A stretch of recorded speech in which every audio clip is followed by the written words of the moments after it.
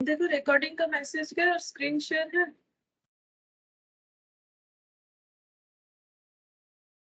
Yes ma'am.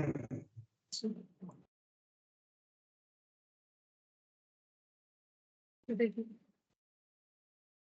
Issue of shares में हम लोग का क्वेश्चन नंबर 15 तक हो गया था, ठीक है। आज हम लोग 16 से स्टार्ट करेंगे। यहाँ पर क्या दिया हुआ है देखो। A holds 2000 shares of 10 each on which he has paid 2 on application money. B holds 4000 shares of 10 each on which he has paid 2 per share as application money and 3 per share on allotment money, ठीक है। तो ए ने सिर्फ application money दिया, इसलिए इसके आगे कुछ नहीं बोला गया, बट बी ने एप्लीकेशन भी दिया है, अलॉटमेंट भी दिया है। सी होल्ड्स 3000 शेयर्स 10 ईच, वही 10 रुपए वाला, 2 on application, 3 on allotment, 3 for first call. ये तीन चीज दिया है। They all fail to pay their arrears on the second and final call, but second and final call सभी ने मिस किया है। And the director there of forfeited the share, और डायरेक्टर ने शेयर फॉरफिट कर दिया है। The shares are reissued, reissued किया गया है सब्सिक्वेंटली, साथ ही साथ 12 पर शेयर करके फुल्ली पेड अप। तो शेयर ना प्रीमियम पे रीइशू हुआ है, क्योंकि 10 रुपीज का शेयर 12 रुपीज में रीइशू हुआ है, तो इसका मतलब 2 रुपीज प्रीमियम में री इशू हुआ है। Journalise the transaction relating to the forfeiture and reissue, तो फॉरफीचर री इशू दोनों पे ही हमें एंट्री करके दिखाना है। अच्छा, तो क्वेश्चन नंबर 16। तो ए एक शेयर होल्डर है, बी एक शेयर होल्डर है, सी एक शेयर होल्डर है। अच्छा, ए बी सी, ठीक है। तो ए का ना, ए के पास 2000 शेयर है, ए के पास 2000 शेयर है। बी के पास, बी के हाथ में है 4000 शेयर्स, 4000 शेयर्स है। और सी के पास है, सी के पास है 3000 शेयर्स, ठीक है। और सभी का शेयर्स का रेट है @10, इसके पास भी वही @10 वाला है, इसके पास भी @10। और क्योंकि क्वेश्चन में बोला है कि सभी ने first second and final call miss किया, इसका मतलब कंपनी का शेयर फुल्ली कॉल्ड अप था, ठीक है। अब किसने क्या दिया है, ए ने एप्लीकेशन दिया है, ठीक है। एप्लीकेशन है 2 रुपीज, अलॉटमेंट और एप्लीकेशन अलॉटमेंट, और कौन सा कॉल है, application allotment, first call, second and final call, first और सेकेंड एंड फाइनल कॉल, ठीक है। अच्छा, एप्लीकेशन का 2 रुपए, अलॉटमेंट का कितना है, ये लाइन पढ़ने से पता चलता है, 3 रुपीज अलॉटमेंट का है। फर्स्ट कॉल का कितना है, कैसे पता चलेगा, ये देखो, फर्स्ट कॉल का है 3 रुपीज, यहाँ पर लिखते हैं। और सेकेंड एंड फाइनल कॉल का, सेकेंड एंड फाइनल कॉल का, इसका मतलब कितना होगा, हम लोग को खुद कैलकुलेट करना पड़ेगा। अगर टोटल शेयर 10 रुपीज का है, तो ये हो गया 3, 3, 6, 7, 8, 9, 10, 2 रुपीज, बैलेंस करके हम लोग निकाल सकते हैं 2 रुपीज का, जिसमें से ए ने एप्लीकेशन दिया है, ठीक है।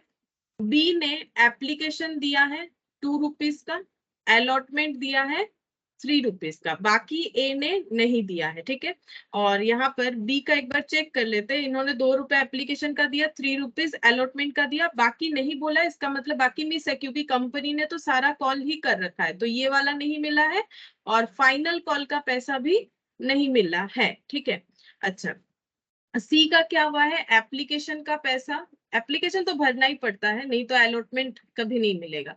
अलॉटमेंट भी दिया है, फर्स्ट कॉल भी दिया है, और फाइनल कॉल मिस हुआ है, ऐसा ही क्वेश्चन में बताया है, ठीक है। फाइनल कॉल मिस हुआ है, ये देखो, they all fail to pay their arrears on the second and final call and the director forfeited the share. अब शेयर हो गया है फॉरफिट, ठीक है। अच्छा, फॉरफिट का एंट्री हमें करने के लिए बोला है, तो फॉरफिट का एंट्री कैसे होगा, देखो यहाँ पर लिखते हैं, इन द बुक्स ऑफ, कंपनी का नाम है, कंपनी का कुछ नाम नहीं दिया है, ठीक है, तो इन द बुक्स ऑफ लिख देते हैं। डेट, पर्टिकुलर्स, अच्छा, इक्विटी शेयर,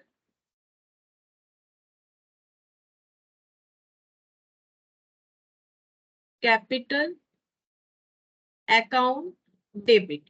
तो जितना शेयर फॉरफिट हो रहा है उतने का कैपिटल हम लोग को डेबिट कर देना चाहिए। तो कितना शेयर फॉरफिट हो रहा है, 2000 प्लस 4000 प्लस 3000, यानी टोटल कितना फॉरफिट हो रहा है, total forfeit number of shares. तो 4 5 6 6 और 3 9000, ठीक है। 9000 शेयर्स जो है फॉरफिट हो रहा है, तो 9000 into called up value, fully called up है तो 10 रुपीज करके यहाँ पर हो जाएगा 90,000। टू यहाँ पर जो भी पैसा नहीं मिला, जैसे अलॉटमेंट से जो है हम लोग का मिसिंग है पैसा, देखो अलॉटमेंट से क्रॉस लगा हुआ है, अलॉटमेंट नहीं मिला, अब एक जन का नहीं मिले या तीनों का नहीं मिले, यहाँ तो एंट्री होने वाला है जो पैसा नहीं मिला और जो मिला। अलॉटमेंट का नहीं मिला, फर्स्ट कॉल का नहीं मिला, फाइनल कॉल का नहीं मिला, सिर्फ एप्लीकेशन का पैसा सभी का मिला है, और किसी का अलॉटमेंट का मिला है, किसी का अलॉटमेंट और फर्स्ट कॉल दोनों मिला है, ठीक है। तो अभी हम लोग रिकॉर्ड करेंगे कि अलॉटमेंट में कितना पैसा हमें नहीं मिला, तो टू शेयर अलॉटमेंट या फिर इक्विटी शेयर अलॉटमेंट। तो अलॉटमेंट तो सिर्फ ए ने मिस किया है, अलॉटमेंट सिर्फ ए ने मिस किया है, 2 रुपीज करके 2000 शेयर्स पे हम लोग को नहीं मिला, ठीक है। तो 2000 इंटू 2, तो ये हो जाएगा हम लोग का 4000, ठीक है। अलॉटमेंट का सॉरी 3 रुपीज इंटू 6 होगा, मैंने 2 क्यों लिखा, अलॉटमेंट 3 होगा। हाँ 3 होगा।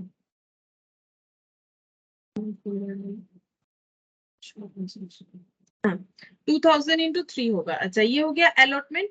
और क्या पैसा नहीं मिला है, share first call, first call का भी पैसा नहीं मिला है, लेकिन फर्स्ट कॉल का पैसा सिर्फ एक जन का नहीं है, मोर देन वन है। ये देखो फर्स्ट कॉल का पैसा यहाँ पर देखने से ही पता चलेगा, अलॉटमेंट का हम लोगों ने कर दिया, फर्स्ट कॉल ए से नहीं मिला, बी से नहीं मिला, मतलब 2000 इंटू 3 और 4000 इंटू 3 ऐसे करना पड़ेगा, 2000 into 3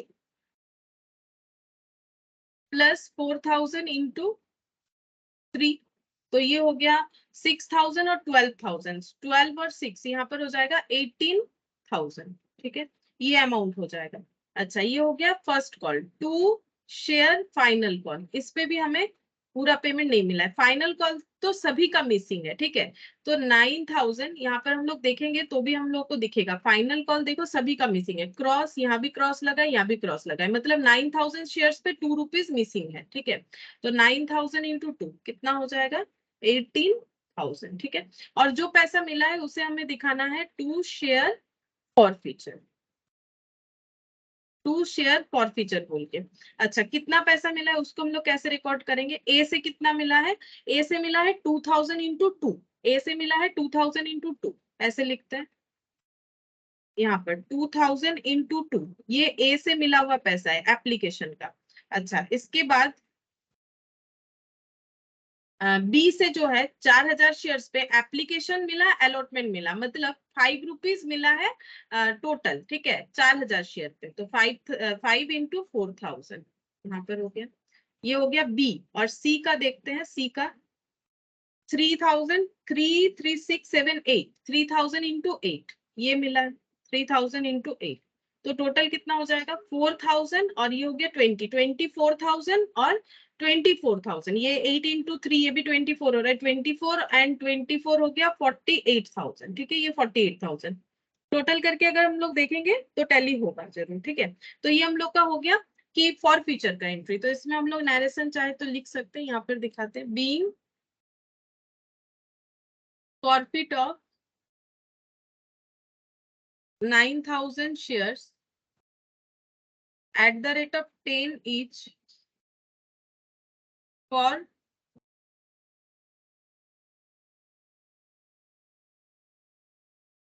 non-payment of allotment, first and final call। अच्छा अब नेक्स्ट यही शेयर जो है वो री इशू हो रहा है, री इशू हो रहा है हम लोग का 12 रुपीज में, तो शेयर री इशू होने से एंट्री हो जाएगा bank account debit to equity share capital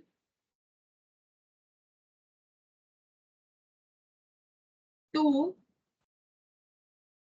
securities premium, अच्छा, रीइशू बोला है कि ऑल शेयर्स, ठीक है, द शेयर्स आर रीइशूड, मतलब 9000 शेयर्स ही रीइशू हुआ है। तो 9000 शेयर्स पे 12 रुपीज करके रिसीव हुआ है, 9000 शेयर्स पे 10 रुपीज कैपिटल में चला जाएगा और 9000 शेयर से 2 रुपीज प्रीमियम में चला जाएगा। तो प्रीमियम हो गया 18,000, ये हो जा रहा है 90,000, तब ये हो जाएगा 1,08,000 being forfeited share reissue.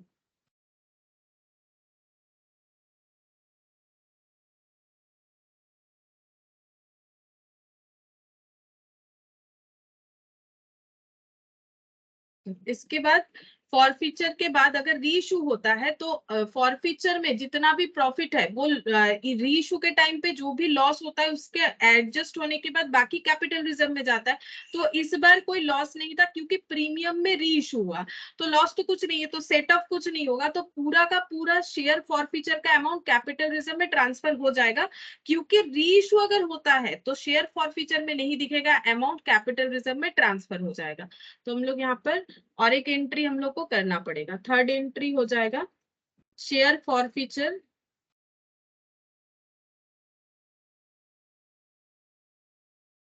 Account debit to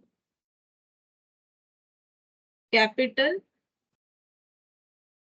reserve. अब देखते हैं कितना था, पूरा का पूरा ही ट्रांसफर होगा, नो एडजस्टमेंट, क्योंकि किसी तरह का लॉस हुआ ही नहीं री इशू करते हुए। तो यहाँ पर लिखेंगे 48,000 be profit on reissue transfer to capital reserve.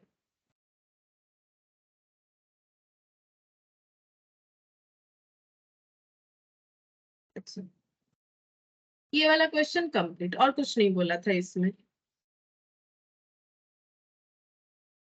Next देखो, यहाँ पर बोल रहा है issue of shares for consideration other than cash. तो ऐसा हो सकता है कि कंपनी शेयर इशू की है बट उसको पैसा नहीं मिला, मतलब एक्चुअली पैसे के लिए इशू नहीं किया है, ठीक है। तो जैसे कि फिक्स्ड एसेट वगैरह खरीदने से क्रेडिटर को हम लोग चाहे तो शेयर इशू कर सकते हैं, अगर क्रेडिटर रेडी है और जो कंपनी है, मतलब इनमें जो भी एग्रीमेंट हो रहा है अगर दोनों पार्टी के तरफ से हाँ है तो ऐसा हो सकता है। Public limited companies generally issue there shares for cash, normally तो कैश के लिए शेयर इशू का कंसेप्ट होता है, and use such cash two by the various type of assets needed in business. तो डायरेक्टली शेयर इशू करके asset नहीं खरीदते हैं, शेयर इशू करके जो पैसा आता है उससे एसेट खरीदते हैं। लेकिन कभी कभी ऐसा होता है, समटाइम्स हाउएवर ए कंपनी में issue shares in A direct exchange for land building और अदर एसेट, मतलब शेयर डायरेक्टली इशू करके जो है लैंड बिल्डिंग मतलब फिक्स्ड एसेट वगैरह खरीद रहा है, ऐसा भी होता है। शेयर्स में ऑल्सो भी issued in payment for services rendered by promoter. तो प्रोमोटर्स को भी शेयर इशू किया जाता है जो एक्चुअली कंपनी बनने में पूरा पूरी हेल्प करते हैं, या फिर जिनके दिमाग से आइडिया आया है, मतलब उनकी सर्विस पे प्रोवाइड करने के लिए उनको शेयर दिया जाता है। Lawyers in the formation of the company, lawyers को भी शेयर कभी कभी इशू किया जाता है जो कंपनी फॉर्मेशन में हेल्प किया है। This share should be shown separately under the heading share capital. तो ये हम लोग जो कंपनी फाइनेंशियल स्टेटमेंट वाला टॉपिक पढ़ रहे हैं वहां पर हम लोग देख रहे हैं ना, अगर share issued other than cash है तो उसको हमें अलग से डिस्क्लोज करना पड़ता है। एंट्री तो वही रहता है, अगर शेयर इशू करके पैसा मिलता है तो एंट्री होता है bank to equity share capital, ठीक है। अगर हम लोग फिक्स्ड एसेट ले रहे हैं तो फिक्स्ड एसेट टू नॉर्मली क्या होता है, फिक्स्ड एसेट अगर पैसा देके लेते हैं तो टू बैंक कैश हो सकता है या टू क्रेडिटर हो सकता है अगर हम लोग क्रेडिट में ले रहा है। लेकिन अगर शेयर इशू कर रहे हैं तो ये दोनों में से कुछ नहीं होगा, तब क्या होगा, टू इक्विटी शेयर कैपिटल, ठीक है, इक्विटी शेयर कैपिटल हो जाएगा। तो इस तरह की चीजों को फाइनेंशियल स्टेटमेंट में डिस्क्लोज करना जरूरी है। ये देखो, this share should be shown separately under the heading share capital, तो ये करना चाहिए, जो कि हम लोग देख भी रहे थर्सडे वाले क्लास में कि हम लोग इस तरह से कुछ भी होता है तो उसे अलग से डिस्क्लोज करते हैं। एंट्री ये देखो, एसेट टू शेयर कैपिटल अभी मैंने करके दिखाया। Within specified time of allotment, the company must produce before the registrar a written contract of sale of service in respect of which shares have been allotted। क्या बोल रहा है, एक specified time जो दिया गया है with in specified time of allotment, मतलब इस तरह का शेयर जब शेयर होल्डर को अलॉट किया जाएगा उसके अंदर एक स्पेसिफाइड टाइम होगा। The company must produce before the registrar a written contract of sale of service in respect of which shares have been allotted. इस तरह का शेयर्स जब अलॉटमेंट किया जाएगा तो उसको अलग से क्या करना है, रजिस्ट्रार के पास रिटन डॉक्यूमेंट उसका दिखाना पड़ेगा, ये चीज बोल रहा है। ठीक है, मतलब अगर इस तरह का, इसीलिए अलग से डिस्क्लोज करना जरूरी है, पता तो चले कि सारे शेयर्स जो भी इशू हुए हैं क्या उसके बदले पैसा ही मिला है या कुछ और। ठीक है, यहाँ पर देखो एक क्वेश्चन दिया है, illustration 70, X company limited was incorporated with an authorized capital of 90,000 equity share of 10 each। ये क्या है, ये है authorized capital। ठीक है, मतलब इतना लिमिट है कंपनी का, मार्केट से इतना ही शेयर रेज कर सकती है, share capital. The company purchase land and building from Y company limited for 4 lakh payable in fully paid up shares of the company. Company ने परचेज किया है land and building Y company से 4 लाख का, payable in fully paid up shares of the company, और उसके बदले company ने उसे फुल्ली पेड अप शेयर्स दिया है। The balance of the shares were issued to the public, बाकी शेयर्स पब्लिक को इशू किया गया। तो हम लोग को पहले ये देखना पड़ेगा कि 4 लाख रुपीस का एसेट लेने के लिए हम लोग को कितना शेयर इशू करना पड़ेगा, और यहाँ पर बाकी जो बचेगा वो पब्लिक को इशू किया गया है, विच where fully subscribed and paid for. और जो पब्लिक को मतलब इशू किया गया है वो पूरा का पूरा सब्सक्राइब्ड है, पब्लिक ने पे भी कर दिया है। You are required to pass journal entries and to prepare balance sheet. हम लोग को जर्नल एंट्री प्रिपेयर करने बोला है और बैलेंस शीट भी प्रिपेयर करके दिखाने के लिए बोला है। अच्छा देखो कैसे होगा, इलस्ट्रेशन 17। लेकिन एक चीज बता देते हैं, नंबर ऑफ शेयर्स कैसे निकालेंगे।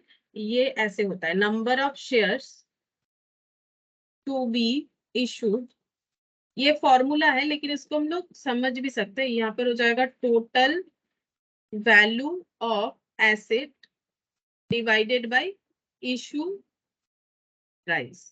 ठीक है, अब इशू प्राइस पार भी हो सकता है, प्रीमियम भी हो सकता है,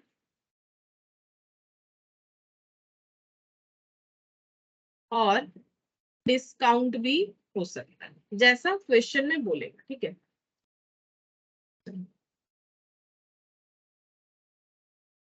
यहाँ पर हम लोग को एंट्री करने के लिए बोला है, बैलेंस शीट भी दिखाने के लिए बोला है। तो पहला एंट्री हो जाएगा, लैंड एंड बिल्डिंग परचेज किया गया है,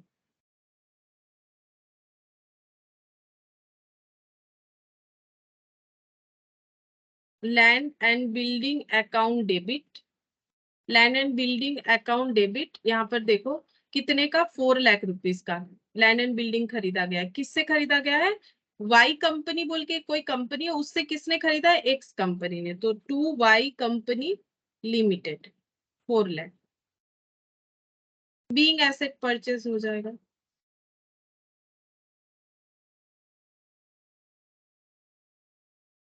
अच्छा, अब यहाँ पर वाई कंपनी लिमिटेड डेबिट, अगर हम लोग कैश देते तो टू कैश या बैंक लिख सकते थे, हम लोग दे रहे हैं इनको शेयर, तो यहाँ पर हो जाएगा to equity share capital.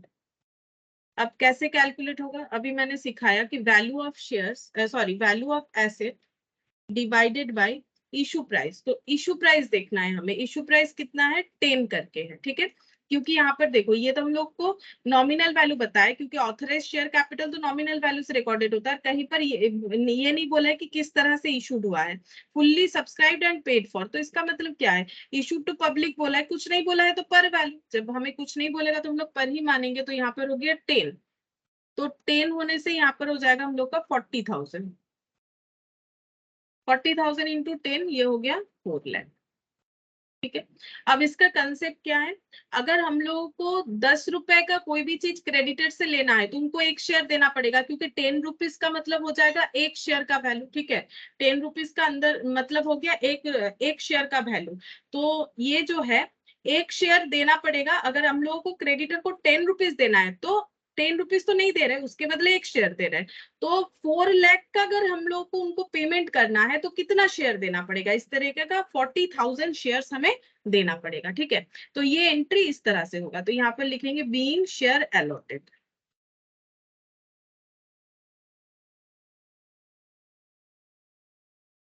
Being share issued लिख देते हैं, being share issued to Y company limited. अच्छा, अब इसके बाद बोला था कि बचा हुआ शेयर्स पब्लिक को इशू किया जाएगा। तो 90,000 में 40,000 अगर वाई कंपनी को दिया गया तो 50,000 पब्लिक को दिया जाएगा, उसका एंट्री क्या हो जाएगा, bank account debit to equity share capital 50,000 into 10 5 lakh हो जाएगा। अब ये मैंने पूरा एंट्री दिखा दिया इस तरह से, इसीलिए क्योंकि देखो पहला बात है यहाँ पर एप्लीकेशन अलॉटमेंट कुछ पार्ट पार्ट दिया नहीं और बोला कि fully subscribed and paid for, fully paid, तो ठीक है 5 लाख पूरा हमें रिसीव हो गया। यहाँ पर लिखेंगे being share issued.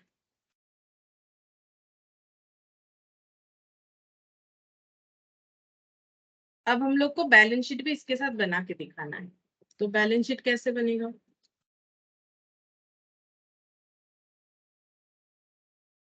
Balance sheet of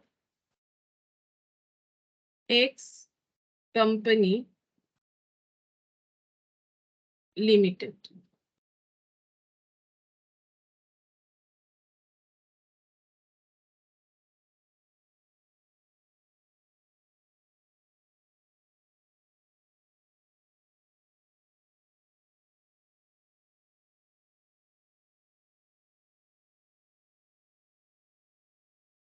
particulars, note number, amount,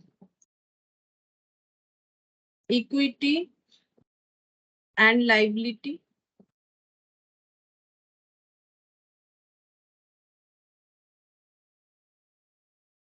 shareholder fund,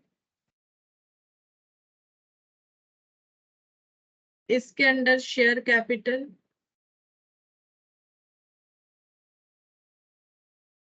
reserve and surplus. अच्छा रिजर्व सरप्लस था नहीं कुछ इस क्वेश्चन में, ठीक है मैंने लिख दिया, कोई बात नहीं, इसका और जरूरत नहीं। और हमारे पास कोई इंफॉर्मेशन नहीं है, अभी हम लोग डायरेक्ट एसेट लिखेंगे। एसेट में नॉन करेंट एसेट,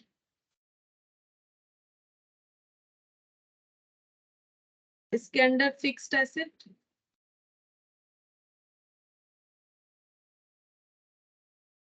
टेंजिबल, और इसमें पीपीई प्रॉपर्टी प्लांट इक्विपमेंट, इस तरह से बाइफरकेशन होता है। अच्छा इसके बाद नॉन करेंट एसेट हो जाएगा, सॉरी करेंट एसेट हो जाएगा। करेंट एसेट में हम लोग कैश एंड कैश इक्विवेलेंट दिखाएंगे, यहाँ पर लिखते हैं current asset.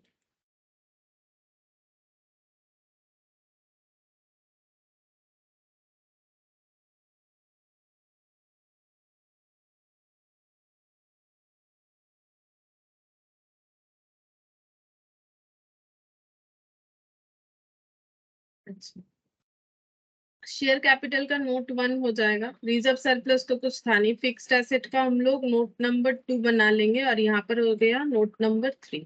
Total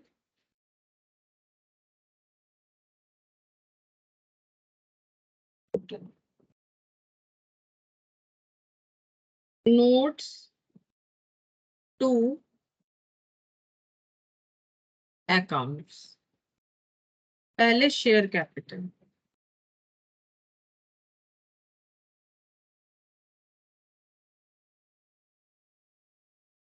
authorised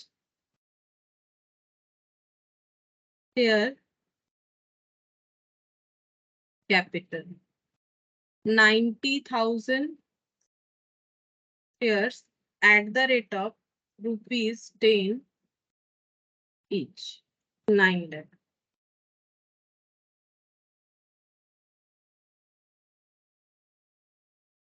Issued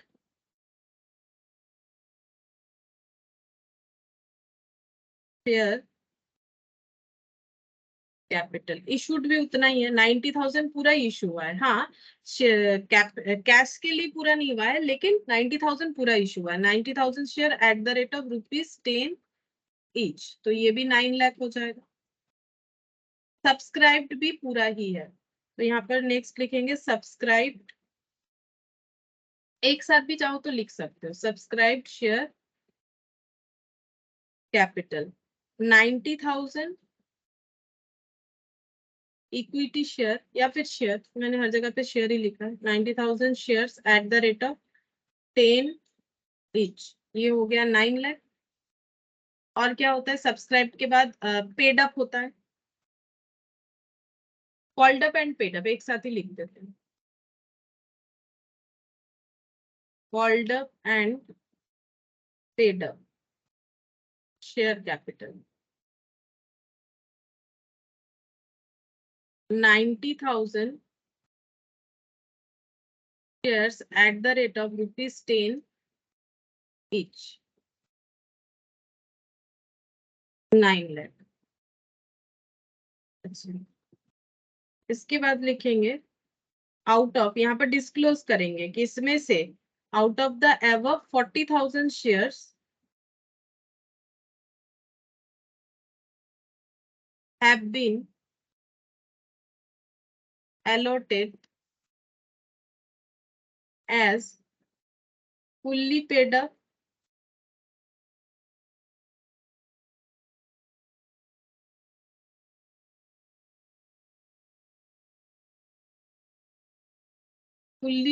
share to Y Company Limited for purchase of fixed asset. Fixed asset, बस ये चीज हम लोग को डिस्क्लोज करना है। तो यहाँ पर हमें कितना लिखना पड़ेगा, शेयर कैपिटल हम लोग का 9 लाख ही होगा, ठीक है। टोटल में 9 लाख आ जाएगा, तो ये टोटल करने से 9 लाख। रिजर्व सरप्लस कुछ था नहीं इस क्वेश्चन में, नहीं भी लिखने से होता। अच्छा, इसके बाद पीपीई,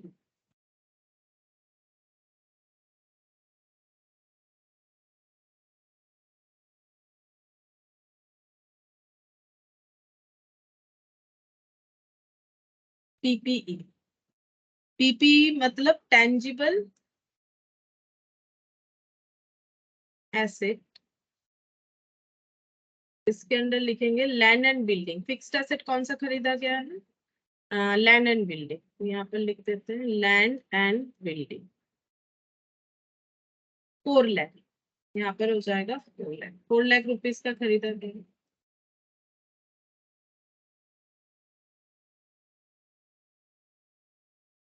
और कैश एंड कैश इक्विवेलेंट यहाँ से चेक करेंगे तो पता चलेगा कितना कैश हम लोग का आया है, 5 लाख कैश आया है, ठीक है। शेयर इशू करके 5 लाख कैश आया है, तो 5 लाख यहाँ पर लिखने से 9 लाख बैलेंस शीट टैली हो गया। अब ये 5 लाख का भी एक नोट बना लेते, कैश एंड कैश इक्विवेलेंट बोल के।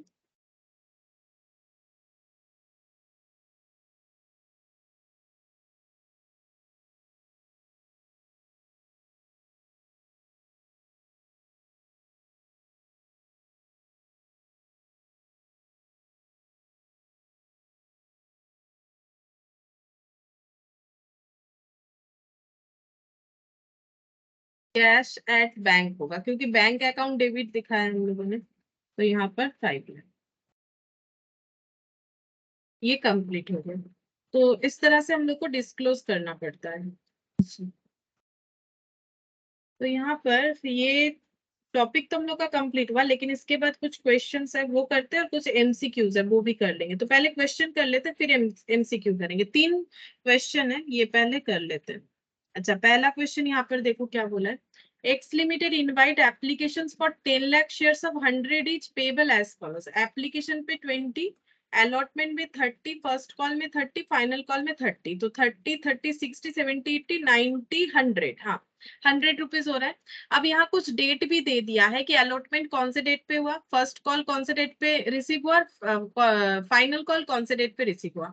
All the shares were applied for and allotted, सारे शेयर्स जो है अप्लाई मतलब 10 लाख एप्लीकेशन से मिल गया और अलॉटमेंट भी 10 लाख का हुआ। ए शेयर होल्डर्स जिनके पास 20,000 शेयर्स है paid the whole of the amount due along with allotment. बोल रहे अलॉटमेंट के टाइम पे ही बाकी जो भी ड्यू होगा कंपनी की तरफ से वो पूरा पैसा दे दिया। मतलब एक शेयर पे उन्होंने 20 दिया पहले, सपोज एक शेयर पे, वैसे ही 20,000 पे हो जाएगा।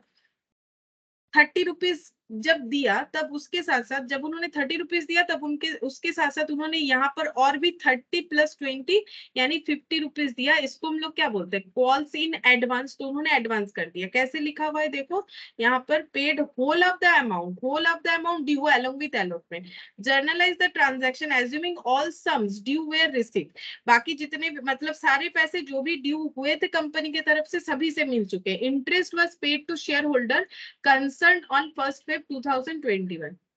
बोल रहा है कि इंटरेस्ट जो है वो शेयर होल्डर को दिया जाएगा, और ये कंसर्न ऑन 1 Feb 2021, मतलब 1 Feb 2021 में जो फाइनल कॉल है तब तक अगर किसी ने एडवांस वगैरह किया है तो उनको इंटरेस्ट मिल जाएगा, ऐसा बोला हुआ है। यहाँ पर इंटरेस्ट रेट कुछ नहीं दिया है। तो जब हम लोग स्टार्टिंग में थोड़ा पढ़ रहे थे थियोरिटिकल, तो वहां पर हम लोगों ने देखा था कि टेबल एफ बोल के एक टेबल है, जिसके हिसाब से हम लोगों को 12% देना पड़ेगा कॉल्स इन एडवांस पे कंपनी को, और कॉल्स इन एरियर होने पे कंपनी 10% जो है इंटरेस्ट चार्ज करती है। तो यहाँ तो कुछ एरियर नहीं दिख रहा है, सारे पैसे जो है रिसिप्ट है, तो यहाँ पर ये हो जाएगा हम लोगों का एडवांस वाला केस। ठीक है, अब इसको हमें पूरा जर्नलाइज करने के लिए बोला है। ठीक है, तो पूरा जर्नलाइज करते हैं। Question number 1। अच्छा, यहाँ पर एप्लीकेशन का पैसा, यहाँ पर देखो 20 रुपीज करके 10 लाख शेयर्स पे, तो एंट्री हो जाएगा bank account debit to equity share application.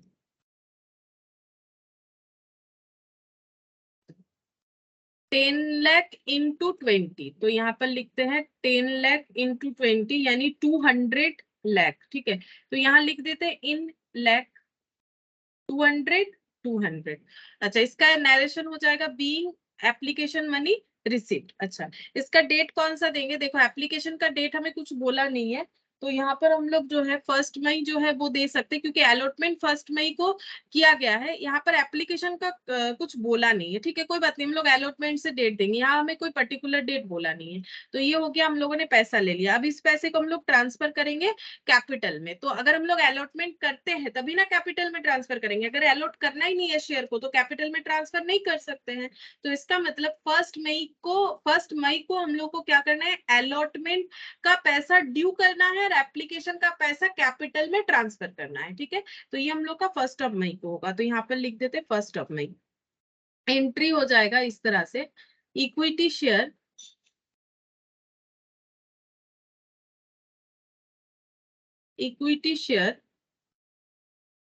Application account debit to equity share capital. ये हो गया ट्रांसफर का एंट्री। तो ट्रांसफर का एंट्री उसी दिन होगा जिस दिन अलॉटमेंट होगा। अब अलॉटमेंट का ड्यू एंट्री करेंगे, तो यहाँ पर हो जाएगा equity share allotment account debit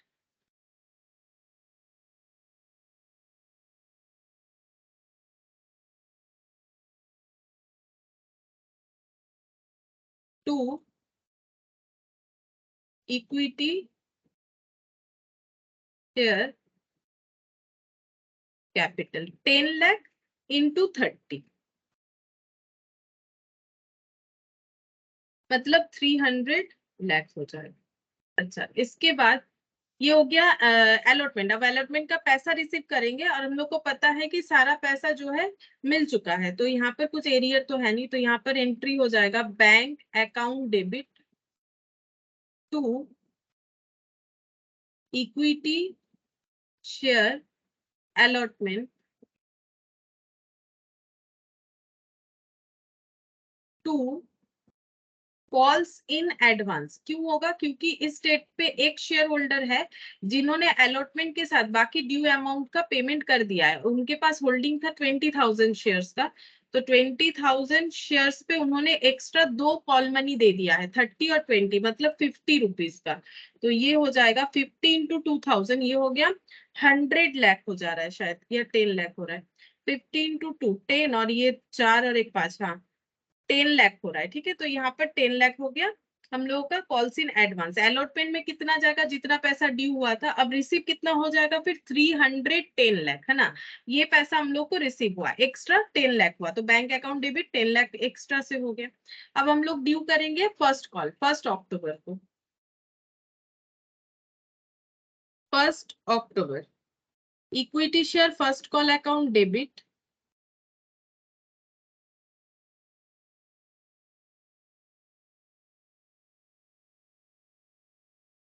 to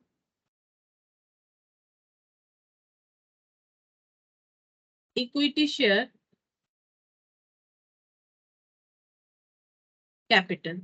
तो ये भी इन लाख होगा, तो 10 लाख और यहाँ पर हो जाएगा 30, तो 10 लाख इंटू 30, तो ये हो गया 300 लाख।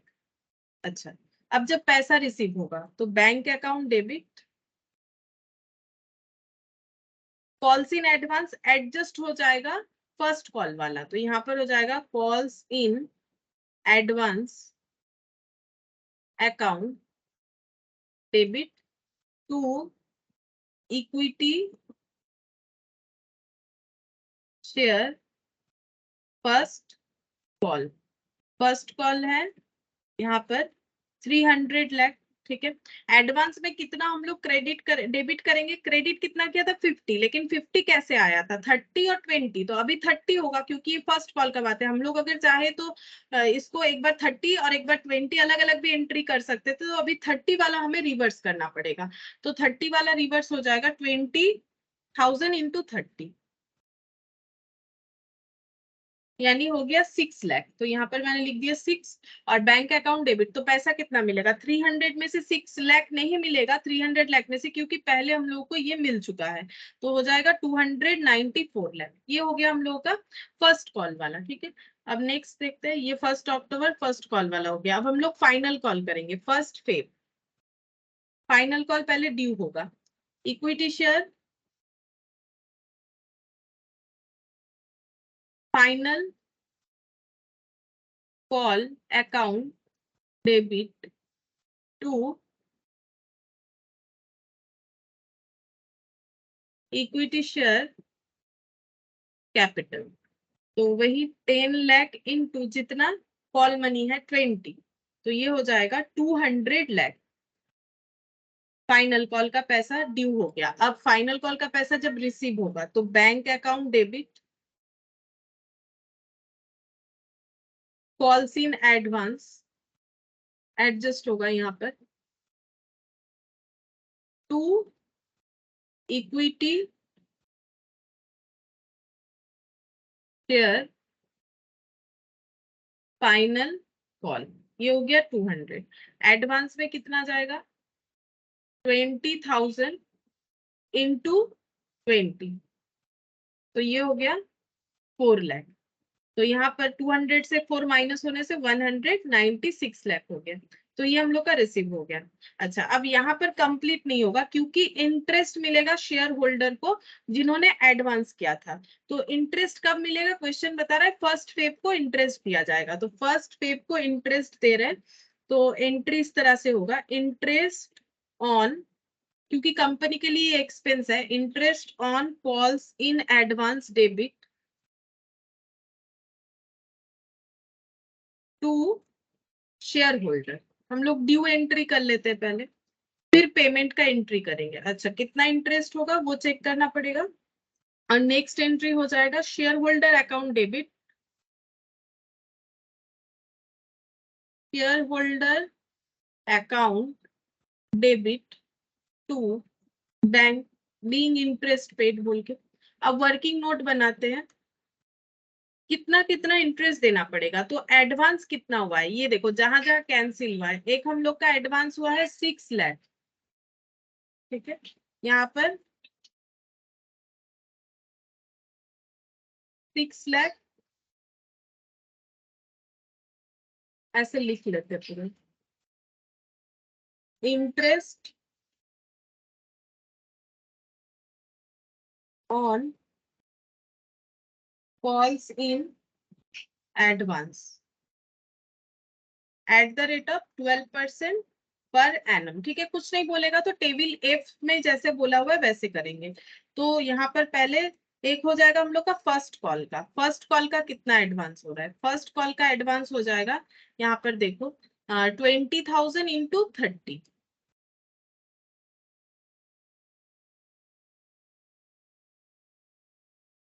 तो ये वैल्यू हो जाएगा 6 लाख रुपीस का एडवांस हो जाएगा। और इस पे इंटरेस्ट कब से कब तक का होगा, इनको ये पैसा देना चाहिए था 1 अक्टूबर को, बट इन्होंने ये पैसा 1 मई को दे दिया, तो 1 मई से 1 अक्टूबर तक का इंटरेस्ट इनको मिलना चाहिए, 1 मई से 1 अक्टूबर। तो यहाँ पर लिखते हैं इंटरेस्ट फ्रॉम 1 मई टू 1 अक्टूबर। ठीक है, कितना टाइम होगा? मई, जून, जुलाई, अगस्त, सितंबर, अक्टूबर का 1 तारीख, दैट इज 5 मंथ्स। ठीक है, तो कैलकुलेशन ऐसे हो जाएगा 6 लाख इंटू 5/12 इंटू 12%, जितना आएगा उतना। और फाइनल कॉल, फाइनल कॉल का पहले हम लोग चेक करेंगे कि कितना एडवांस हो रहा है। तो 20,000 शेयर्स और इस पे 20 रुपीज करके, ये देखो 20 रुपीज, तो यहाँ पर हो गया 4 लाख। अच्छा, इंटरेस्ट कब से कब तक का मिलेगा? Interest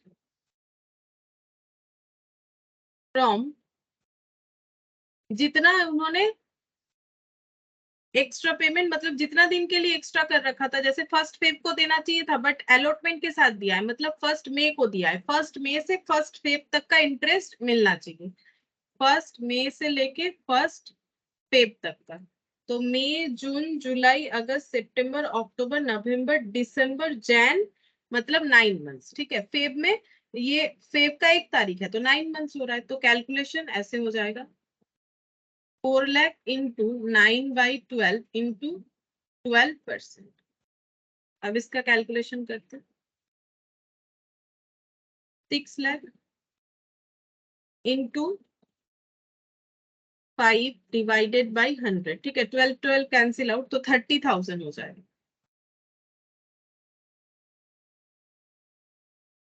4 lakh into 9 divided by 100, 12 यहाँ भी कैंसिल, तो 36,000, तो ये हो जाएगा 66,000। 66,000 जो है, ये टोटल इंटरेस्ट का अमाउंट होगा, कंपनी को इतना पे करना पड़ेगा इंटरेस्ट के लिए, तो यहाँ पर लिखेंगे 66,000। अब 66,000, क्योंकि ये पूरा क्वेश्चन इन लाख में मैंने किया है, तो यहाँ पर भी उसी पैटर्न में लिखना चाहिए। तो 66,000 को लाख में कैसे ट्रांसफर करेंगे? डिवाइडेड बाई 1 लाख, ये हो गया 0.66। ठीक है, 0.66।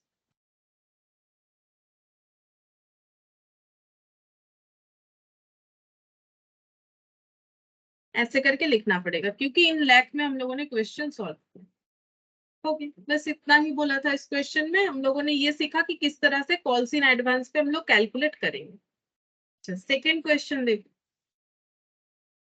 A limited company with an authorized capital of 20 lakh divided into shares of 100 each issued for subscription 10,000 shares payable at 25 on application, 30 on allotment, 20 per share on first call, 3 months after allotment and the balance as and when required। अच्छा, तो company का authorised capital है 20 लाख और 100 रुपए करके एक एक share है, तो अगर 100 से डिवाइड करेंगे तो 0 0 कैंसिल, तो यहाँ पर हो गया 20,000 जो है टोटल इनके पास ऑथराइज शेयर है, नंबर ऑफ शेयर्स, जिसमें से 10,000 इन्होंने क्या किया है? इशू किया है।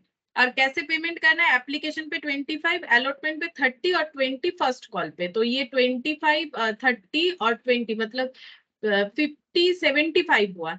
एंड यहाँ पर बोल रहा है on first call 3 months after allotment. अच्छा, फर्स्ट कॉल का पेमेंट मिलेगा अलॉटमेंट के 3 मंथ्स बाद देना है, and balance as and when required, और बाकी पैसा जब जरूरत होगा तब कंपनी कॉल करेगी। तो बाकी पैसा कितना हो रहा है? 25, क्योंकि 30 + 20 + 25 ये हम लोग का हो जाएगा 75।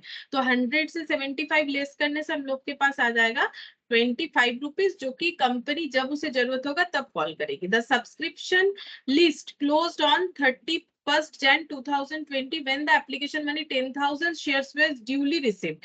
बोल रहा है सब्सक्रिप्शन लिस्ट जो है वो क्लोज हो गया 31 दिसंबर को, और 10,000 शेयर्स का एप्लीकेशन मनी मिल चुका है, and allotment was made on 1 March 2020। Allotment दिया गया 1 March 2020। All amounts due were received within 1 month of the date they were called. अच्छा, सभी जो कॉल मनी है वो कैसे लिया जाता है? ड्यू होने के 1 मंथ बाद, ऐसा क्वेश्चन में बताया है। ठीक है, ड्यू होने के 1 मंथ बाद। अच्छा, अब यहाँ पर क्या बोला है? The allotment amount was received in full but when the first call was made one share holder failed to pay the amount on 1000 shares held by him, and another with 500 another shareholder with 500 share paid the entire amount on his shares। बोल रहा है allotment amount पूरा मिल चुका है, but first call जब किया गया तब एक शेयर होल्डर ने क्या किया है, फेल किया है टू पे अमाउंट ऑन 1000 शेयर्स, मतलब जो शेयर होल्डर फेलियर हो गया है फर्स्ट कॉल का पेमेंट करने के लिए, उनके पास 1000 शेयर्स था, तो एक कॉल सिनेरियर हुआ। एंड अनदर शेयर होल्डर जिनके पास 500 शेयर्स था paid the entire amount on his shares, मतलब उन्होंने क्या किया है, सारे पेमेंट ही कर दिए, मतलब फर्स्ट कॉल के साथ साथ जो बैलेंस वाला था फाइनल कॉल वाला भी पेमेंट इन्होंने कर दिया है। एक का कॉल इन एडवांस है, दूसरे का कॉल सिनेरियर है। Give journal entries in the books of the company to record this share capital transaction, हम लोग को सिर्फ जर्नल एंट्री करके दिखाने के लिए बोला है, ठीक है।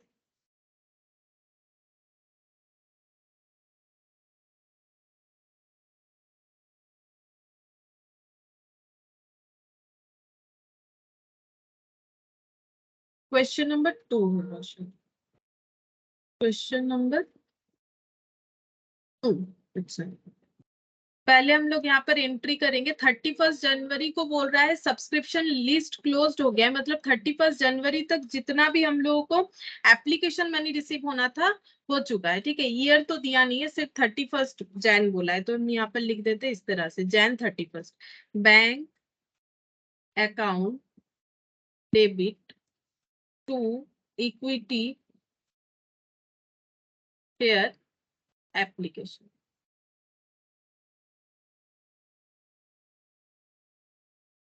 10,000 into 25,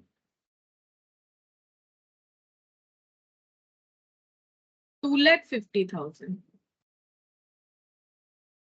फिर इसके बाद ये कैपिटल में ट्रांसफर हो जाएगा मार्च 1 को। कैसे पता चला, यहाँ पर देखो बोला है कि मार्च 1 को अलॉटमेंट दिया गया और एप्लीकेशन का मनी जो है ये जिस दिन अलॉटमेंट दिया जाएगा उसी दिन वो कैपिटल में ट्रांसफर हो जाएगा, तो एंट्री हो जाएगा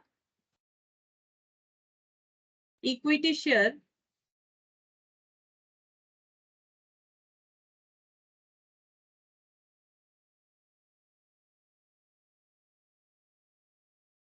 application account debit to equity share capital. अच्छा, तो ये अमाउंट हो जाएगा हम लोग का 2,50,000।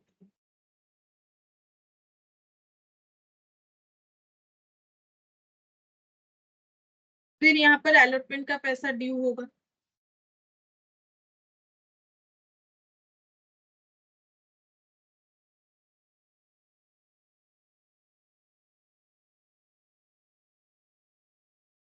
To equity share capital 10,000 into allotment में जाएगा 30 रुपीज, 3 लाख। फिर ये पैसा ट्रांसफर हो जाएगा कैपिटल में, और 1 मंथ बाद, ड्यू होने के 1 मंथ बाद पैसा मिलता है, तो ये 1 मार्च है तो अप्रैल में होगा। Bank account debit to equity share allotment 3 lakh, पूरा पैसा ही मिल गया है, अलॉटमेंट में तो कोई प्रॉब्लम नहीं था। अच्छा, अब हम लोग का ड्यू हो जाएगा इसके बाद फर्स्ट कॉल का पैसा। ये कब ड्यू होगा, यहाँ पर all amounts due were received within 1 month on the date they were called, ठीक है। अच्छा, allotment money was received in full when the first call was made, one shareholder failed to pay। अच्छा, तो ये कब का date होगा, देखते हैं ये डेट कब बोला है।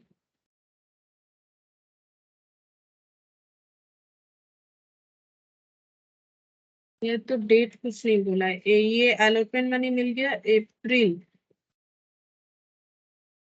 ये limited company authorised capital issued subscription, ये बोल रहा है अच्छा हाँ, यहाँ पर बोला था, ये देखो on first call 3 months after the allotment, allotment के 3 months बाद फर्स्ट कॉल होगा। तो अलॉटमेंट जब हुआ है उसके 3 months बाद जो है फर्स्ट कॉल होगा। तो अलॉटमेंट कब हुआ है? 1 मार्च को। मार्च के 3 months बाद, मार्च पूरा, अप्रैल, मई, अच्छा ये अप्रैल से काउंट करना पड़ेगा। अलॉटमेंट होने के 3 months बाद, तो अप्रैल, मई, जून, ठीक है।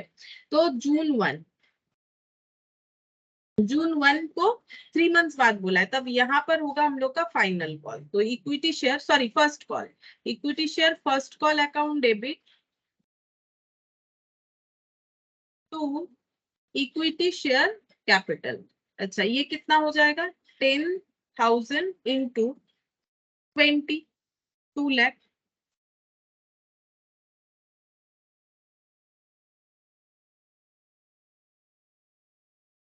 10,000 इंटू 20, ये हो गया हम लोग का 2 लाख, ठीक है। अब 25 रुपीज बाकी है जो कंपनी ने अभी तक कॉल किया नहीं है। अब हम लोग ये पैसा जब रिसीव करेंगे, तब एक शेयर होल्डर ऐसा है जो कॉल्स इन एरियर करेगा, और एक शेयर होल्डर जो है वो कॉल्स इन एडवांस करेगा। ये पैसा 1 month बाद रिसीव होगा। तो जून के 1 month बाद जुलाई होता है, तो यहाँ पर हो जाएगा July 1, ठीक है। पैसा रिसीव होगा तो बैंक अकाउंट डेबिट। और जब ये पैसा रिसीव हुआ तो यहाँ पर बता दिया था कि one share holder fail to pay the amount on 1000 shares when the first call was made, ठीक है। तो यहाँ पर हो जाएगा कॉल्स इन एरियर। तो 1000 शेयर्स था और कॉल्स इन एरियर हुआ है 20 रुपीज करके था, तो यहाँ पर हो जाएगा 20,000 टू, यहाँ पर हो जाएगा इक्विटी शेयर फर्स्ट कॉल। ये तो उतने से ही क्रेडिट होता है जितने से डेबिट हुआ हुआ होता है। 2 लाख, 2 लाख कंपनी को मिलना चाहिए था एग्जैक्टली, ठीक है। 2 लाख, 2 लाख जो है वो मिलना चाहिए था। यहाँ पर कॉल्स इन एरिया 20,000 हुआ, और 500 शेयर्स जो है, एक शेयर होल्डर जिनके पास 500 शेयर्स है, उन्होंने एंटायर ड्यू अमाउंट दे दिया, तो कॉल्स इन एडवांस कर दिया, कॉल्स इन एडवांस। अच्छा 500 शेयर्स पे कितना करके होगा? 500 शेयर्स पे हम लोगों का यहाँ पर हो जाएगा, जो ड्यू अमाउंट था वो 25 आया था, क्योंकि देखो बचा हुआ अमाउंट वही है जो हम अभी तक कंपनी ने कॉल नहीं किया। 25 प्लस 30 प्लस 20 मतलब 75 कंपनी ने टोटल जो है कॉल कर लिया है। बाकी बैलेंस जब जरूरत होगा तब कॉल करेगी, लेकिन एक शेयर होल्डर है जिन्होंने अपने से ही दे दिया है, मतलब एडवांस किया है, तो 25 हो रहा है, क्योंकि 100 करके एक शेयर है, तो यहाँ पर 25 से मल्टीप्लाई हो जाएगा। तो यहाँ पर आंसर हो जाएगा हम लोग का 12,500, ठीक है।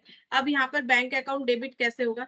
ये देखो, एक्चुअली कंपनी को मिलना चाहिए था फर्स्ट कॉल का 2 लाख, ठीक है, जिसमें से 20,000 नहीं मिलेगा कॉल्स इन एरियर, और ये एक्स्ट्रा मिल गया है 12,500, तो टोटल हो जाएगा 1,92,500। ये कंपनी को मिला है फर्स्ट कॉल में, ठीक है। अच्छा अब हम लोग नेक्स्ट एंट्री यहाँ पर, और कुछ करने के लिए बोला है? नहीं, और तो कुछ नहीं बोला है। Give journal entries in the books of the company to record this share capital transaction, बस कंप्लीट हो गया। अच्छा अब और एक क्वेश्चन बचा है, क्वेश्चन नंबर 3। यहाँ पर बोला है, देखो, B limited issue 20,000 equity share of 100 each at a premium of 20 per share payable as follows: application 50, allotment 50 including premium, मतलब 20 plus 30, 20 जो है वो प्रीमियम का है। Final call 20, application were receipt for 24,000, मतलब प्रोराटा हो गया 20,000। प्रोराटा है कि नहीं देखना पड़ेगा, ये रिफंड हो सकता है, मतलब 4,000 शेयर पे एक्स्ट्रा पैसा मिला है। Letters of regret were issued, मतलब लेटर ऑफ रिग्रेट्स का मतलब है रिटर्न कर रहा है, मतलब रिफंड हो रहा है, ठीक है।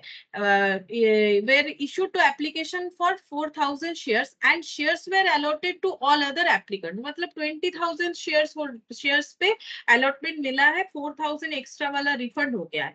Mister A the holder of 150 shares fail to pay the allotment and call money, the shares were forfeited. Mister A बोल के कोई एक शेयर होल्डर है जिनको अलॉटमेंट मिला था, बट उन्होंने अलॉटमेंट और कॉल मनी नहीं दिया, और उनका 150 शेयर था, तो इनका शेयर फॉरफिट हो गया। So the journal entries and cash book. तो ऐसा क्वेश्चन हम लोगों ने एकदम स्टार्टिंग में भी किया था। क्वेश्चन ऐसा नहीं था, मतलब ये जो सोल्यूशन बोल रहे हैं ना कैश बुक रिगार्डिंग, वो हम बोल रहे हैं। कैश बुक जो है, कैश बुक में हमें एंट्रीज करना है, जर्नल एंट्री भी करना है, तो कैश बुक में कैश रिलेटेड एंट्री होगा, और बाकी एंट्री जो है वो हम लोग का नॉर्मल जर्नल के तरह, मतलब जर्नल बुक में होता जाएगा, ठीक है। तो यहाँ पर एक कैश बुक बनाएंगे, इन द बुक्स ऑफ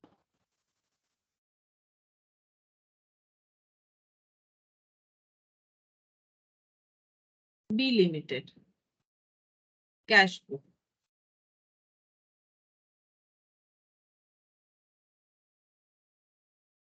मतलब जितने बार कैश रिलेटेड एंट्री होगा, हर बार जर्नल में डायरेक्ट नहीं जाके यहाँ पोस्ट हो जाएगा, ठीक है। एक्चुअली कैश बुक को तो जर्नल लेजर दोनों ही बोला जाता है ना, उसका रीजन ये होता है कि डायरेक्ट ट्रांजैक्शन से कैश बुक में हम लोग एंट्रीज लिख सकते हैं, इसलिए कैश बुक को journal as well as ledger दोनों ही बोला जाता है, क्योंकि फॉर्मेट लेजर की तरह। और यहाँ पर हम लोग जर्नल एंट्री कर लेंगे। तो सबसे पहले कंपनी ने 20,000 शेयर इशू किया है प्रीमियम पे, और एप्लीकेशन का पैसा मिला है 50 रुपीज, ठीक है। तो एंट्री क्या होगा, bank account debit to equity share application. अब जैसे ही बैंक हुआ तो कैश बुक में हमें एंट्री करना पड़ेगा, ठीक है। कैश बुक में हमारा, ये ब्रैकेट में लिख दो bank column. Actually cash book कितने तरह का हो सकता है, कैश बुक हम लोग का 2 कॉलम हो सकता है, 3 कॉलम हो सकता है। तो ये कैश बुक का बैंक कॉलम होगा, जहां पर हम लोग एंट्रीज करेंगे, क्योंकि कंपनी का सारा एंट्री थ्रू बैंक होता है। तो यहाँ पर लिखेंगे टू इक्विटी शेयर एप्लीकेशन।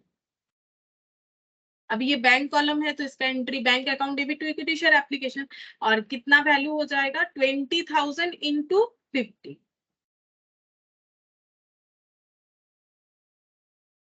नहीं सॉरी, क्योंकि एक्चुअली कंपनी ने यहाँ पर एक्स्ट्रा शेयर जो है सब्सक्राइब, सॉरी एक्स्ट्रा शेयर जो है कंपनी के पास आ गया था। एप्लीकेशन जो है वो 24,000 शेयर्स पे आया था, तो हमें 24,000 शेयर्स पे ही पैसा मिला होगा। 24,000 इंटू 50 रुपीज हो जाएगा एप्लीकेशन का। तो ये हो गया 24 इंटू 50, कितना होता है 1200, ये वैल्यू हो गया 12 लाख, ठीक है।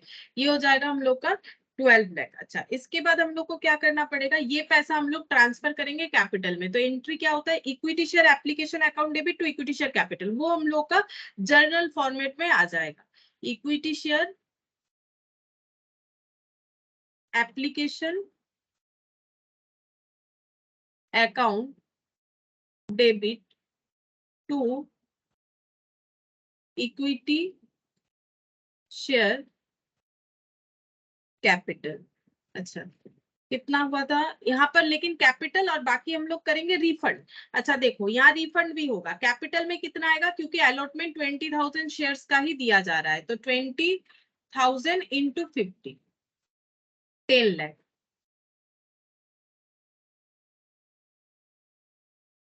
तो यहाँ पर तो हम लोगों ने कितना लिखा है 12 लाख, तो 2 लाख क्या हो रहा है, 2 लाख रिफंड हो रहा है। रिफंड का एंट्री क्या होगा, रिफंड का एंट्री जस्ट इसका ऑपोजिट होगा।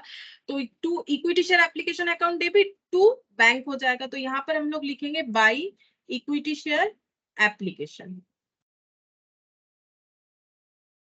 4,000 एक्स्ट्रा शेयर पे, जो पर शेयर पे 50 रुपीज करके रिसीव हुआ था 2 लाख, वो हम लोग कर देंगे रिफंड। तो जब भी बैंक रिलेटेड एंट्री होगा तो कैश बुक में करेंगे। अब ड्यू एंट्री करेंगे अलॉटमेंट का, तो यहाँ पर होगा, क्योंकि वो तो रिसीव वाला बात नहीं है, ड्यू एंट्री होगा। तो एंट्री हो जाएगा equity share allotment account debit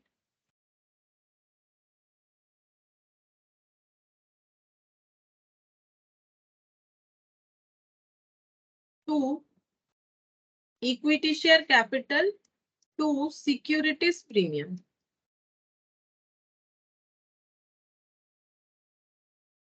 अच्छा, तो ये प्रीमियम अलॉटमेंट में 50 होगा, और प्रीमियम में 20 जाएगा। यहाँ पर बता दिया था प्रीमियम जो है वो 20 रुपीज का है, तो 20 और इंटू 20,000,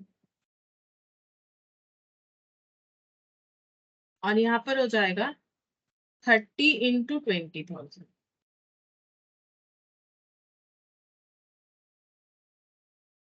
और ये हो गया 20,000 इंटू 50, 10 लाख। अब जब पैसा रिसीव होगा तो एंट्री हो जाएगा bank account debit to equity share application. अब देखते हैं यहाँ पर कुछ प्रॉब्लम हुआ था कि नहीं। एप्लीकेशन में receipt for letter of regret, अच्छा ये सब हम लोगों ने कर दिया। Allotted to the other share holder, इन्होंने फेल किया अलॉटमेंट। हाँ, यहाँ से हमारा थोड़ा चेंज होगा। मिस्टर ए जो है इनके पास 150 शेयर्स था, इन्होंने अलॉटमेंट और कॉल मनी दोनों ही नहीं दिया।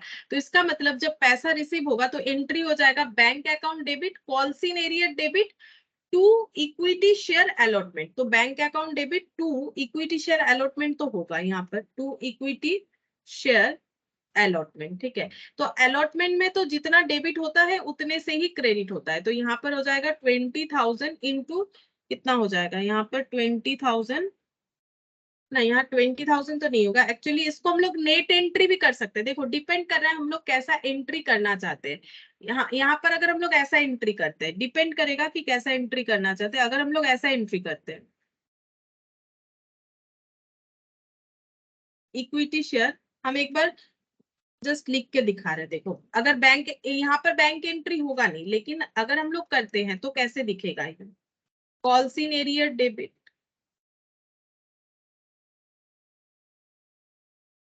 To equity share allotment.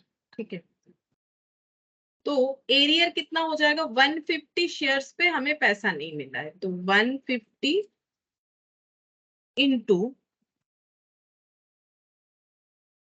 50, तो ये हो जाएगा 7500। ठीक है, अलॉटमेंट हम लोग का जितने से डेबिट हुआ है उतने से क्रेडिट हो जाएगा 10 लाख।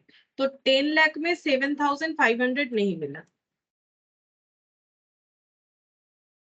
तो कितना मिला है 9,92,500। ठीक है, 9,92,500 ये पैसा हम लोग को रिसीव हुआ है।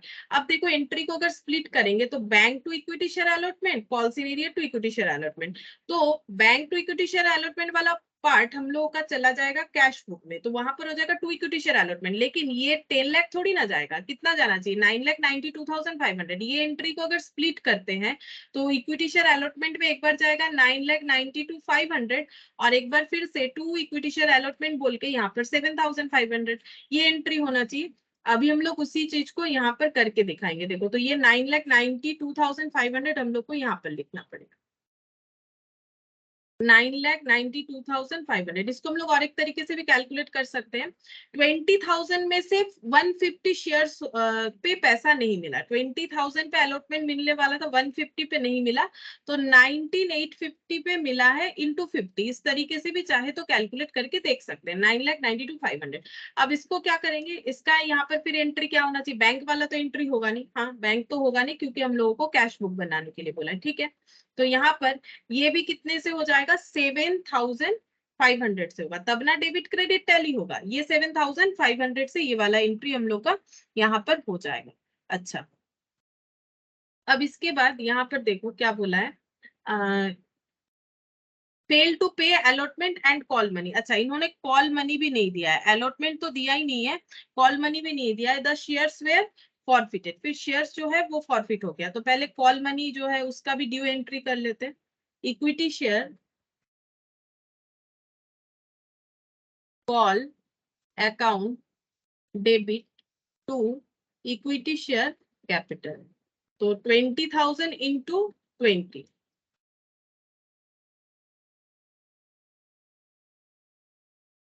4 lakh.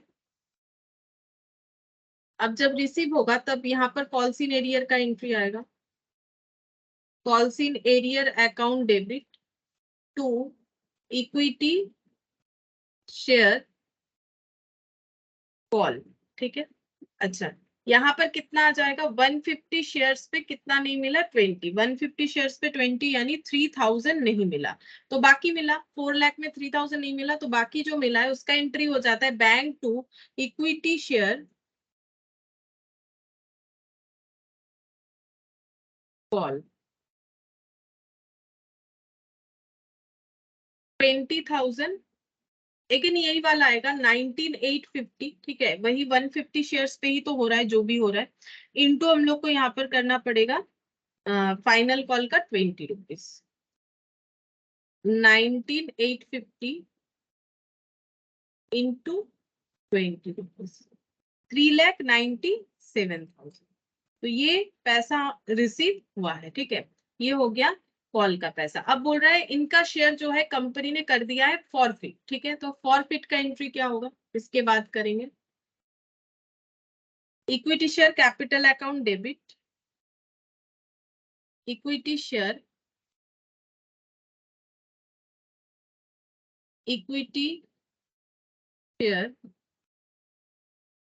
Capital account debit to share forfeiture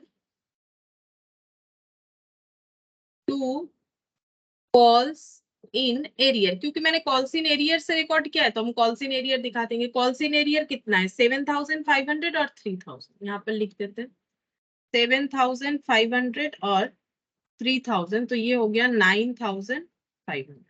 share forfeiture में कितना जाएगा, ये 150 शेयर होल्डर से क्या क्या मिला है हम लोगों को, इन्होंने क्या नहीं दिया, अलॉटमेंट कॉल नहीं दिया, तो सिर्फ और सिर्फ एप्लीकेशन दिया है जो है 20 रुपीज का, तो इनसे हम लोग को 3,000 रुपीज मिला है। ठीक है, और प्रीमियम क्योंकि नहीं मिला है तो सिक्योरिटीज प्रीमियम का रूल्स क्या था, अगर प्रीमियम नहीं मिला है तो प्रीमियम को हमें डेबिट करना पड़ेगा, तो सिक्योरिटीज प्रीमियम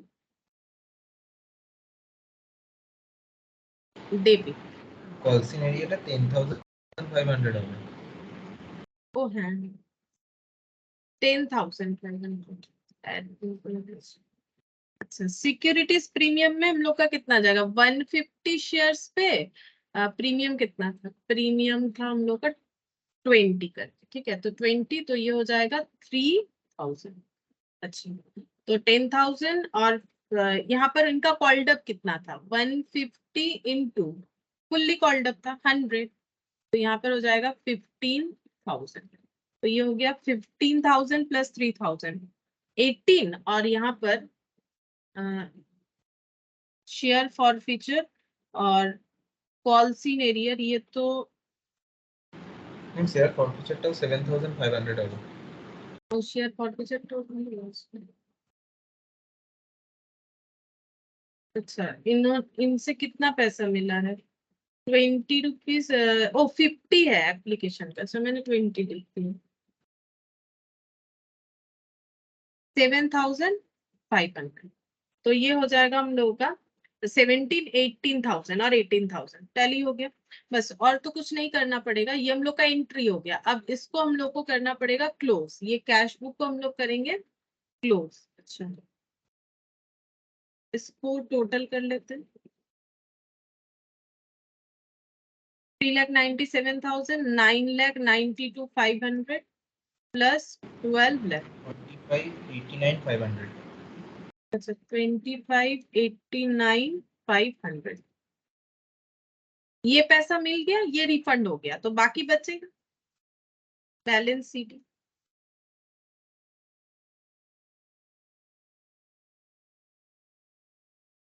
ट्वेंटी 23,89,500 ये बचेगा बस। अगर हमें इस तरह से बोलेगा, अच्छा ये क्वेश्चन और एक तरीके से भी सॉल्व हो सकता है जिसमें कैश बुक में तो कोई इम्पैक्ट नहीं आएगा, यहाँ पर आ सकता है, जैसे देखो ये जो हम लोगों ने कॉल्स इन एरियर यहाँ पर दिखाया है, अगर हम लोग कॉल्स इन एरियर का एंट्री नहीं करते तो हम लोग इस तरह से एंट्री कर सकते थे, कॉल्स इन एरियर को नहीं दिखाया और हम लोगों ने नेट एंट्री कर दिया, ठीक है, मतलब कितना मिला इक्विटी शेयर्स का वो एंट्री कर दिया, मतलब यहाँ पर फिर कॉल्स इन एरियर रिलेटेड कोई भी एंट्री नहीं आएगा, ये दो एंट्री नहीं आएगा, अगर हम लोग नेट एंट्री कर रहे हैं कि कितना पैसा मिला, मतलब bank to equity share allotment बोल के हम लोगों ने सिर्फ इतना दिखा दिया, और जो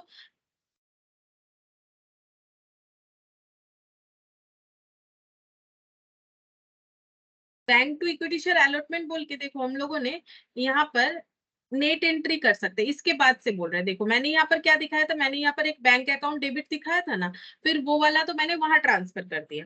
अगर हम लोग ये यहाँ पर नेट एंट्री इस तरह से करते हैं कि bank account debit to equity share allotment बोल के जितना मिला, और हम लोग कॉल्स इन एरियर को यहाँ पर शो नहीं करते हैं, तो भी हम लोग का सेम होगा, बस ये कॉल्स इन एरियर का जो भी पार्ट दिख रहा है ना, ये वाला हम लोग का नहीं आएगा कॉल्स इन एरियर का, ठीक है।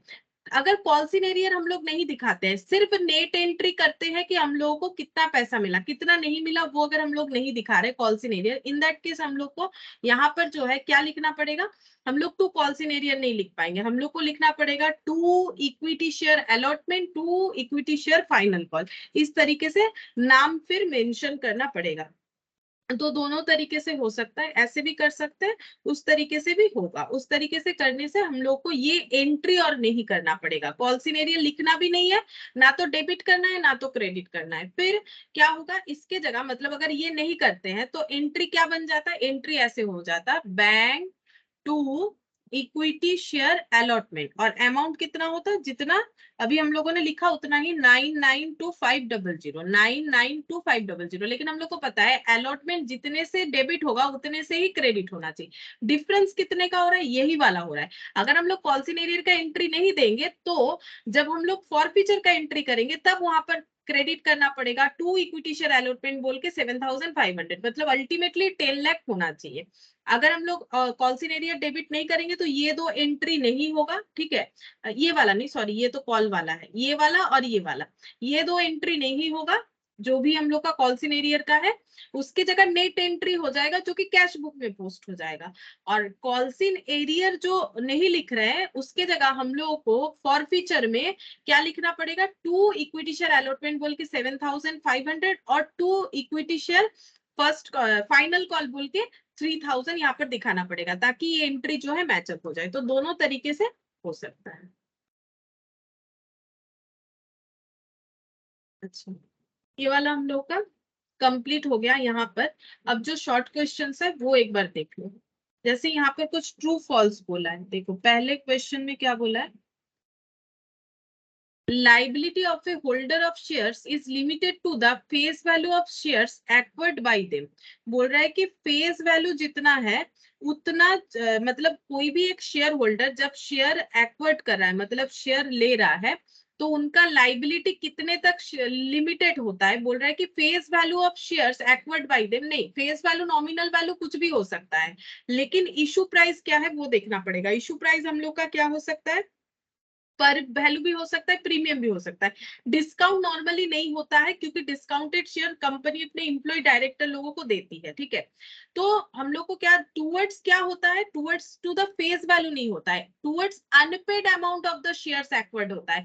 मतलब मान लो एक शेयर्स 10 रुपए उसका फेस वैल्यू था, वो 12 रुपए में इशू हुआ है, तो अभी शेयर होल्डर ने अगर मान लो 9 रुपीज ही दिया है, तो बाकी जितना भी अमाउंट बच रहा है वो पूरे अमाउंट के लिए वो लाइबल होगा। तो liability of holder of shares is limited, कितना तक लिमिटेड है, अनलिमिटेड नहीं होता है, लिमिटेड कितने तक होता है, to the unpaid amount of the shares acquired by him, ठीक है। और अनपेड अमाउंट कितना है वो डिपेंड करता है इशू प्राइस क्या था उसके ऊपर, ठीक है। तो limited to the actually issue price, तो इशू प्राइस अगर 12 रुपीज है तो 12 रुपीज तक ही उनका लाइव, भले ही फेस वैल्यू 10 रुपीज हो, तो इसीलिए ये फेस वैल्यू नहीं, ये होगा इशू प्राइस। तो ये आंसर क्या है, मतलब ये फॉल्स है। Authorised capital appears in the balance sheet at face value, हाँ, हमेशा फेस वैल्यू पे ऑथराइज्ड कैपिटल को रिकॉर्ड किया जाएगा, ठीक है, फेस वैल्यू या नॉमिनल वैल्यू, ये बात ट्रू है। The rate of dividend on preference shares may vary from year to year, कभी नहीं हो सकता है, ठीक है। प्रेफरेंस शेयर का dividend rate preference share issue करने के टाइम पे ही बता देना पड़ेगा, ये प्री डिसाइडेड होता है या प्रीफिक्स्ड होता है, तो ये पहले ही बता दिया जाता है कि कितना डिविडेंड दिया जाएगा। और दूसरा बात है, ये कभी वेरी नहीं करेगा, ठीक है, हमेशा फिक्स्ड रहेगा। एक कंपनी में issue shares at a discount to the public in general, अभी अभी मैंने बोला कि कंपनी कभी डिस्काउंट पे शेयर इशू नहीं कर सकती, कर सकती है अपने एम्प्लॉय और डायरेक्टर को, जिसको बोला जाता है स्वेट इक्विटी शेयर, ठीक है। तो ये हम लोग का क्या हो जाएगा, ये भी फॉल्स हो जाएगा, ठीक है।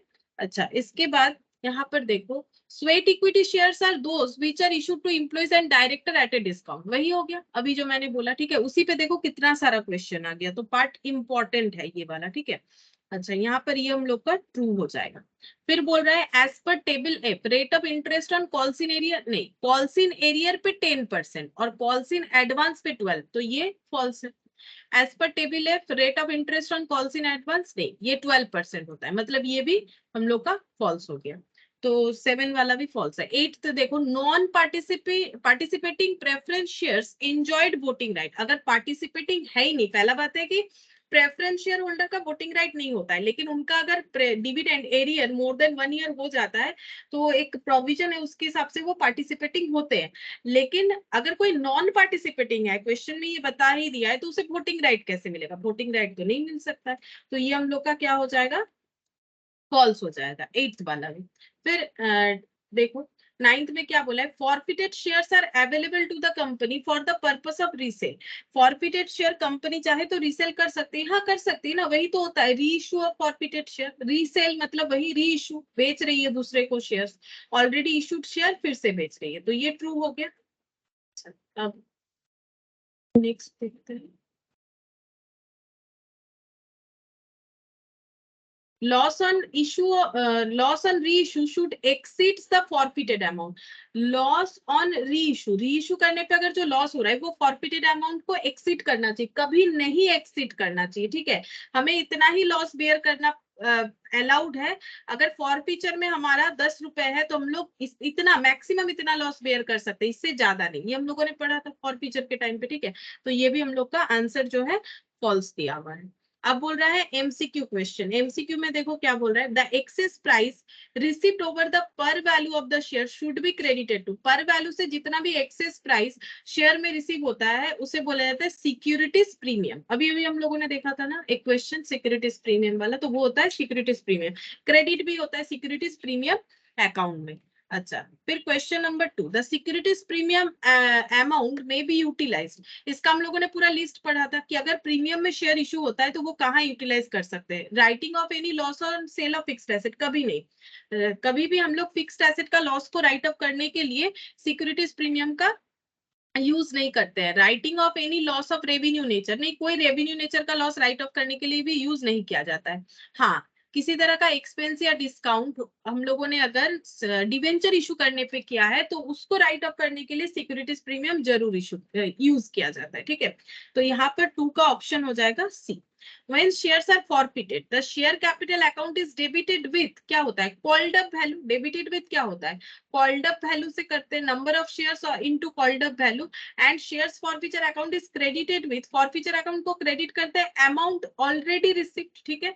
अब देखते हैं called up value कहाँ लिखा हुआ है, एक तो यहाँ भी लिखा हुआ है, एक यहाँ भी लिखा हुआ है। called up capital of share forfeited, called up capital of share forfeited। Calls in arrear of the share forfeited, credit नहीं, ये नहीं होगा। इसका मतलब amount received on share forfeited, जो पैसा रिसीव कर चुके हैं फॉरफिटेड शेयर्स पे उस पैसे से क्रेडिट किया जाता है। तो ये 3 का ऑप्शन सी हो जाएगा।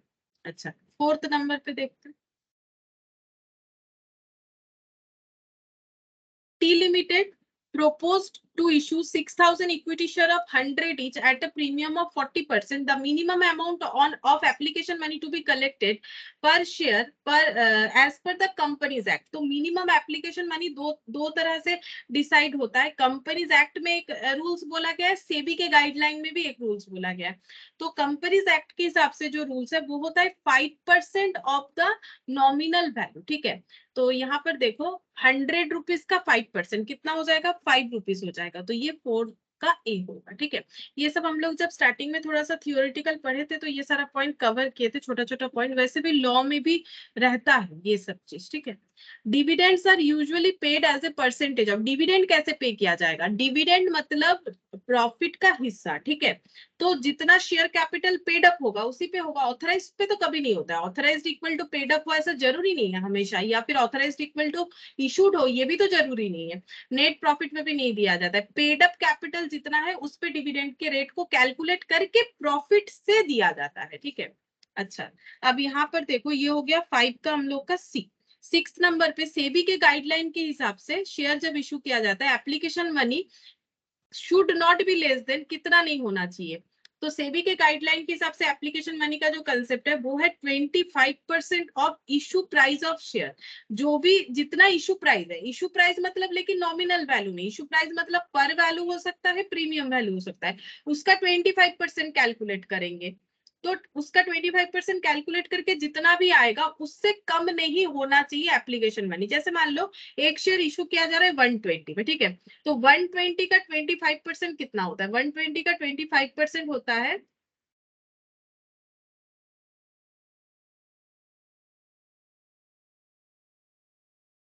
30 होता है, ठीक है। 120 का 25% 30 होता है, तो 30 रुपीज से कम एप्लीकेशन मनी नहीं होना चाहिए। 120 का 25% करने से, ये देखो 120 मान लो ये प्रीमियम पे इशू हो रहा है, मान लो 100 का शेयर 20 लगा के प्रीमियम पे हो रहा है, तो इशू प्राइस कितना हो गया 120। अब इशू प्राइस का 25% मतलब 25 मतलब 25/100 मतलब 1/4, तो 30 रुपीज हुआ। तो अगर हम लोग एप्लीकेशन मनी डिसाइड करेंगे तो वो 30 से कम नहीं होना चाहिए, ठीक है, should not be less than 30। मतलब 30 से लेके और हायर वैल्यू हम लोग डिसाइड कर सकते हैं इसका एप्लीकेशन मनी का। तो अगर हम लोग कंपनीज एक्ट के हिसाब से चले तो 5% होता है, ठीक है, 5% ऑफ द नॉमिनल वैल्यू, और ये होता है 25% of the issue price of the share, ठीक है। तो सी का आंसर हम लोग का सी हो जाएगा। और लास्ट यहाँ पर 7th नंबर देखो, यहाँ पर बोला है जी लिमिटेड एक्वायर्ड एसेट और 7,50,000 from H limited by issue of shares 100 at a premium of 25%. The number of shares to be issued by G Limited to settle purchase consideration. Purchase consideration मतलब जितने पे खरीदा गया है, तो शेयर सॉरी एसेट जो खरीदा गया है उसका परचेस कंसिडरेशन है 7,50,000 रुपीज के बदले क्या मिल सकता है एसेट, लेकिन कंपनी जी लिमिटेड बोल रही है कि हम ईच लिमिटेड को शेयर देंगे, ठीक है। तो शेयर का देखो ये क्या है, ये नॉमिनल वैल्यू है, प्रीमियम 25%, मतलब इशू प्राइस कितना हो जाएगा 100 प्लस 100 पे 25% अगर लगाते हैं तो 125, ठीक है। ये क्या हो गया, इशू प्राइस हो गया। इसका मतलब मार्केट में एक शेयर का वैल्यू 125 है, तो अगर किसी को 7,15,000 टर्म्स ऑफ शेयर पे करना है तो डिवाइडेड बाय 125 करेंगे तो पता चल जाएगा, मतलब 125 इक्वल टू 1 शेयर, ठीक है। तो 1 रुपीज इक्वल टू 1/125, तो 7,50,000 रुपीज अगर किसी को पे करना है तो 7,50,000 डिवाइडेड बाय 125, ठीक है। तो ये डिवाइड करने से हम लोग को पता चल जाएगा कितना होगा, तो देख लेते हैं।